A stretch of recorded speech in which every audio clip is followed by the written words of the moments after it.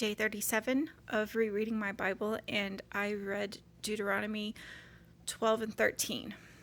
And these are some difficult passages, and from my understanding, a lot of Deuteronomy is going to be difficult passages in the sense that there's a lot of violence and there's a lot of call to war, and God essentially is telling the Israelites to bring utter destruction to the Canaanites.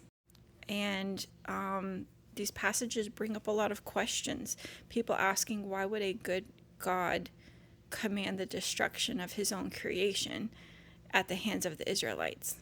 You have hundreds of books written about this topic alone, and you have so many different points of view, people trying so hard to rationalize or explain what's going on so that it makes sense in our human perspective.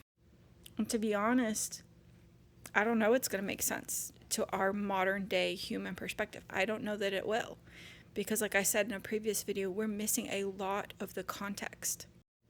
The context being, what was life like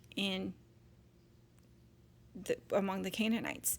And you have people who talk about, well, there was all kinds of evil, child sacrifice, all kinds of evil going on at that time.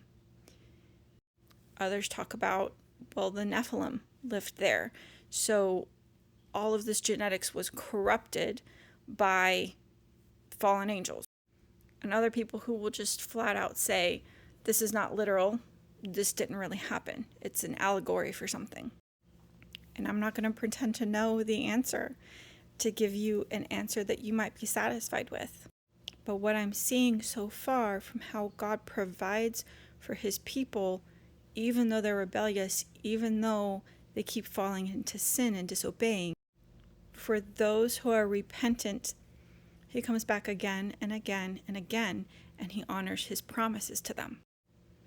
And if I'm to believe the New Testament and the lengths that he went to make this type of redemption and salvation available to everybody, who am I to say that that's not a good God, because I don't understand his commands in this portion of the Bible?